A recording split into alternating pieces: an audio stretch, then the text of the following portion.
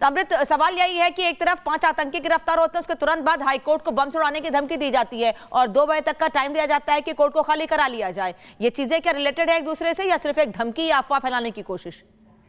बिल्कुल बिल्कुल बिल्कुल आपने सही कहा। इसमें खास पैटर्न अभी तक नजर आ रहा है। देखिए, आज फ्राइडे है, इसमें आज पवित्र शुक्रवार का जिक्र किया गया है, जुम्मे के दिन का। और आपको याद होगा कि पिछले जुम्मे से पहले यानी 29 तारीख को पटना हाई कोर्ट में भी वहां भी एक धमकी दी गई थी। तो ये शुक्रवार एक वीक के पहले का ये मामला, और उसके बाद एक बार फिर इस बार भी कोर्ट का जिक्र किया गया।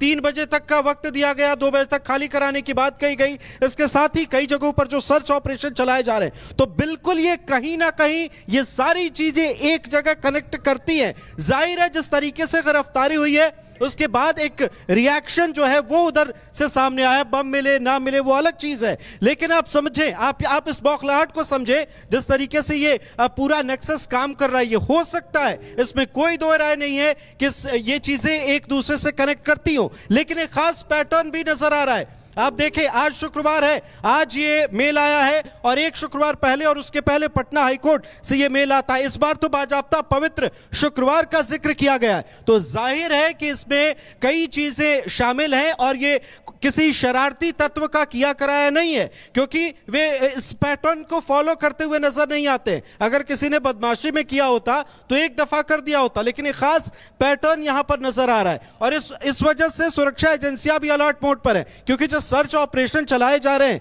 और चैट्स में जो खुलासे हुए हैं, आप देखें गजवा हिंद से लेकर तमाम चीजें यहां पर खिलाफत एस्टैब्लिश करने की जो कोशिश थी, उसके बाद ये हो सकता है कि यहां पर जितने लोग शामिल हैं इस गिरोह में, इनका नेक्सस वहां तक पहुंचा हो, और शायद यही वजह है कि इस बार ये धमकी दी गई है। और इस वक्त अभी हम लोग देखें, आप रास्ते में हैं और हाई कोर्ट की अगर हम बात करें तो वहां पर दरवाजे बंद हैं और वहां पर लगातार हर चीज पर नजर रखी जा रही है।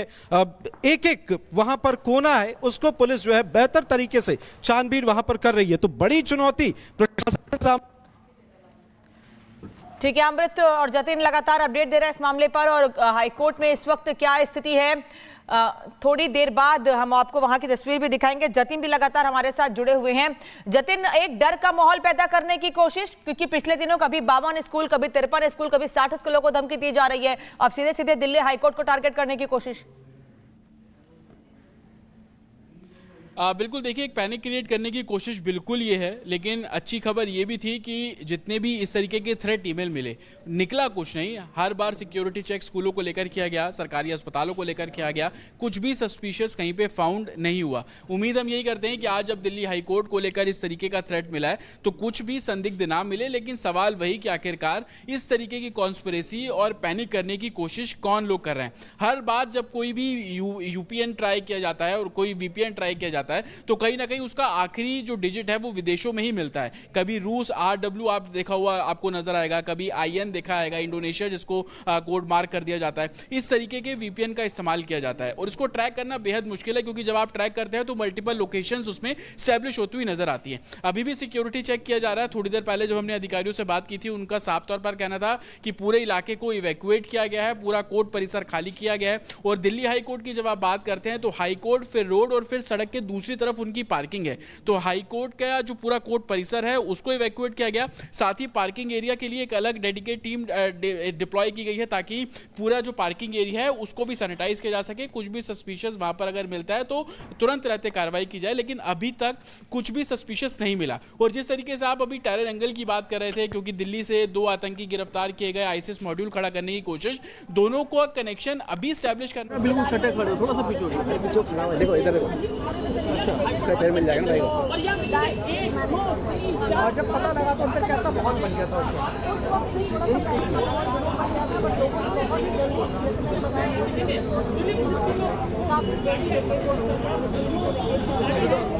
साहब का नाम लिखा होगा तो जी का।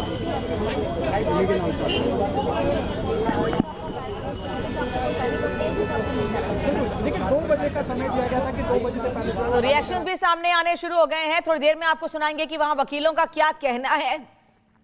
और जिस वक्त ये कोर्ट परिसर खाली कराया गया उनसे उस वक्त क्या कहा गया था, अभी आपको दिखा रहे हैं तस्वीर उस वक्त की, जब जैसे ही कोर्ट को खाली करने के लिए इन सभी लोगों को कहा गया, जो लोग कोर्ट के भीतर मौजूद थे, जिसमें बतला रहे कि ISI से रिलेटेड कोई बंदा है, फैजल वगैरह कुछ नाम है उसका, करे कि तमिलनाडु से कोई उसकी लिंक है। तो इस तरह की मेल सर्कुलेट हुई है यहाँ पर कि भाई हाई कोर्ट में जो है बम का होगा और पवित्र फ्राइडे वगैरह, इस तरह की कुछ मेल आई है। कंटेंट्स उसका भी क्लियर नहीं हो पा रहा है कि क्या है। तो उसके बाद से सारे जज जो है अपना कुर्सी जो छोड़कर चैम्बर में गए हुए, फिर चैम्बर में उनको मैसेज आया, चीफ जस्टिस साहब के साथ उनकी बड़ी इंटेंसिव मीटिंग हो रही है, सारी चीज़ निगरानी हो रही है, प्रशासन भी यहाँ पर है, सारी चीज़ें हैं, पुलिस की गाड़ी आ चुकी है, बैम स्क्वाड की गाड़ी आगे, सब लोग धीरे धीरे अब लंच का टाइम में निकलते चले जा रहे हैं और फिर हाई कोर्ट बतलाएगी कोर्ट कब रिज्यूम किया जा रहा है। यहाँ पर बहुत ज़्यादा जो है पैनिक स्थिति नहीं है, मैं ये बतलाना चाह रहा हूँ। ना कोई विस्फोट हुआ है, ना कोई कैजुअल्टी हुई है और प्रशासन अपना काम करिए, चेक करिए, देखते हैं कि क्या होता है। काफी बुजुर्ग वकील भी यहाँ पर आते हैं, किसी तरह की घबराहट उनके बीच में किसी को? हम लोगों ने ऐसा नोटिस नहीं किया कि किसी के अंदर घबराहट है, स्मूथली लोग जा रहे हैं और बार भी जो है यहाँ पर एक्टिव है। बार के एग्जीक्यूटिव खासकर प्रेसिडेंट जो है मिस्टर हरिहरन, वो भी लोगों से कह रहे हैं कि भाई आप लोग प्रेमाइसेस को खाली कीजिए, खाली करा रही है, अपने आप लोग खाली कर रहे हैं। ऐसा नहीं है कि प्रशासन जबरदस्ती खाली करा रही है, कुछ करे, इस तरह की चीज़ें नहीं है।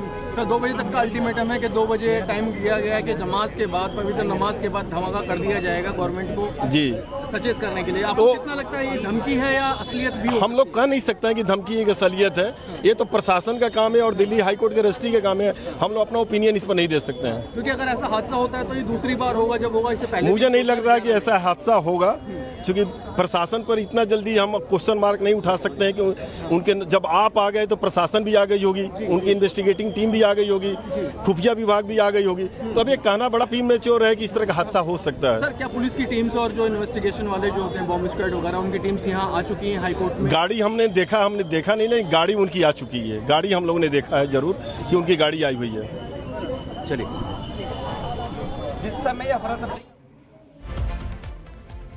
और जतिन इस वक्त हमारे साथ लगातार जुड़े हुए हैं। जतिन, वकीलों में कोई पैनिक सिचुएशन नहीं है, वो ये कह रहे हैं प्रशासन हमारे साथ है, हमें कोई डर नहीं है और 2 बजे तक कोर्ट परिसर पूरा खाली हो जाएगा। जतिन, बिल्कुल देखिए, क्योंकि 2 बजे का टाइम उस मेल के अंदर साफ तौर पर दिया गया है और दूसरी सबसे बड़ी बात कि सिक्योरिटी फोर्सेस का काम ही है एक तरीके से सर्च ऑपरेशन चलाना।